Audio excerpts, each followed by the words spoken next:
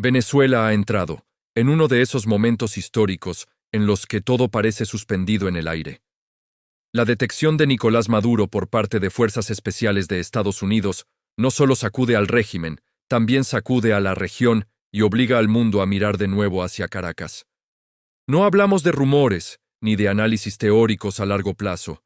Hablamos de un punto de inflexión real, donde cada decisión, por pequeña que parezca, puede empujar al país hacia un escenario completamente distinto. Hoy, millones de venezolanos viven atrapados entre dos emociones opuestas: el miedo a que todo empeore y la esperanza de que por fin algo cambie. Y lo más inquietante es que, a día de hoy, nadie puede afirmar con certeza qué camino tomará el país. Por eso, en este vídeo no vamos a hacer predicciones fáciles ni titulares vacíos. Vamos a analizar las claves estructurales que realmente van a moldear el futuro inmediato de Venezuela. Para entender lo que puede pasar en Venezuela, hay que empezar por una verdad incómoda. El poder no se decide solo en los palacios, se decide en el terreno. Y en Venezuela, el terreno lo controla, en gran medida, la estructura militar. El ejército venezolano no es una institución neutral dedicada exclusivamente a la defensa nacional. Desde hace años, se ha convertido en un pilar político, económico y logístico del régimen. El alto mando no solo gestiona armas y soldados, gestiona puertos, aeropuertos, carreteras, empresas estratégicas, distribución de recursos y, en la sombra, rutas clave del narcotráfico. Esto cambia por completo sus incentivos, porque ya no solo defienden una ideología, defienden un sistema que les garantiza poder, protección y supervivencia. Pero aquí está el punto crítico. El poder real no depende únicamente del alto mando. Depende de los mandos intermedios y de la tropa. De quienes controlan un puesto de control, una base aérea, una antena de comunicaciones o la entrada a un ministerio. Son ellos quienes, llegado el momento, deciden si una orden se ejecuta, se retrasa o simplemente se ignora. Y en escenarios de incertidumbre extrema, decisiones aparentemente menores, abrir una verja, retirar un cordón policial, dejar pasar a alguien, pueden inclinar el rumbo de todo un país. Cuando un régimen gira durante años alrededor de una sola figura, la gran pregunta no es solo quién manda, sino si el sistema puede sobrevivir sin esa persona. Y aquí es donde Venezuela entra en una zona especialmente compleja. En teoría, la sucesión debería ser automática. En la práctica, no lo es, porque los regímenes personalistas pueden parecer frágiles desde fuera, pero si han tenido tiempo para construir redes internas, controles cruzados y jerarquías, pueden resistir mucho más de lo que parece. En Venezuela, ese pegamento no es solo el gobierno. Es el partido, los aparatos de seguridad, la inteligencia, la estructura militar y policial y los intereses compartidos que atraviesan todo el sistema. En ese tablero destacan dos figuras por encima del resto. Por un lado, quien garantiza la cohesión militar. En momentos de shock, controlar la disciplina de las Fuerzas Armadas equivale a controlar el suelo que pisas. Por otro, quien concentra el músculo político del chavismo, la capacidad de mantener la disciplina interna, el control de la calle y la reducción de fracturas dentro del partido. Ambos perfiles cumplen funciones distintas, pero complementarias. El problema para el régimen es que cualquier figura visible hereda también los riesgos. La presión externa no desaparece con un relevo, y una operación contra la cúpula puede repetirse contra quienes intenten ocupar su lugar.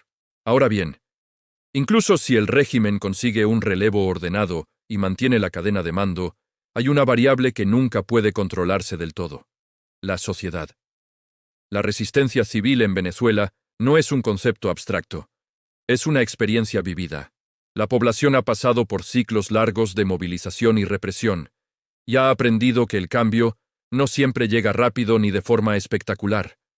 A veces se construye a fuego lento, sosteniendo la presión, visibilizando abusos y forzando grietas internas. Pero también hay límites muy claros. El miedo, el cansancio y la supervivencia diaria pesan. Protestar no es gratis. Comer, trabajar y cuidar a la familia compite directamente con la movilización. Y en ese contexto, el régimen intentará presentar cualquier protesta como traición para justificar más control, más detenciones y más excepcionalidad. Aquí el dilema es brutal. Movilizarse demasiado pronto puede llevar a una represión fulminante. Esperar demasiado puede permitir que el nuevo liderazgo se consolide. La clave no es solo si la gente sale, sino cómo lo hace. Protestas sostenidas, dispersas y estratégicas obligan al Estado a estirar recursos, cometer errores y elevar el coste de la represión. Y lo más importante, envían señales a los mandos intermedios, a los policías, a los militares de base y a los burócratas que hacen funcionar el país día a día. En el plano exterior, Venezuela está más sola de lo que parece. Los grandes aliados estratégicos no están en posición, ni en voluntad, de intervenir de forma decisiva. Rusia y China tienen otras prioridades geopolíticas mucho más urgentes. Cuba sigue siendo un apoyo político y de inteligencia, pero con capacidades muy limitadas. La gran incógnita sigue siendo Estados Unidos. ¿Se limitará a acciones puntuales o está dispuesto a respaldar activamente un cambio más profundo? La respuesta no es clara. Washington tiene la capacidad de forzar escenarios, pero también sabe que cada paso tiene consecuencias regionales y globales. Por ahora, la captura de Maduro parece más una operación quirúrgica que el inicio de una intervención total. Pero esa ambigüedad, precisamente, es parte de la presión. Cuando la lealtad de las instituciones formales se vuelve dudosa, el régimen recurre a su último seguro, las estructuras paralelas de control. Los colectivos chavistas no son un ejército convencional. Su fuerza está en el control territorial, la intimidación selectiva y la capacidad de actuar donde el Estado prefiere no dejar huellas directas. Funcionan como un amortiguador del poder. Mantienen barrios bajo control, siembran miedo y permiten negar responsabilidades. Mientras sigan alineados y financiados, pueden compensar grietas en la policía o incluso en sectores militares. Pero si esas lealtades se rompen, si el dinero deja de fluir o si perciben debilidad, pueden convertirse también en un factor de caos incontrolable. Venezuela no está ante un desenlace inevitable. Está ante un cruce de caminos. El futuro no dependerá de una sola decisión, sino de una cadena de pequeños actos, de lealtades que se mantienen o se rompen, de calles que se activan o se silencian, de apoyos externos que aparecen o se esfuman. En escenarios así, los regímenes dejan de parecer invulnerables no cuando cae un líder, sino cuando el sistema que lo sostiene empieza a dudar de sí mismo. Y eso, muchas veces, ocurre antes de que el mundo se dé cuenta. Seguiremos analizando este conflicto aquí, con calma y con contexto, porque entender lo que pasa en Venezuela no es solo mirar al presente, es anticipar las consecuencias que pueden marcar a toda la región. Venezuela se encuentra en un momento decisivo en el que el futuro no depende de un solo actor, sino del equilibrio entre poder militar, cohesión política, presión social y contexto internacional.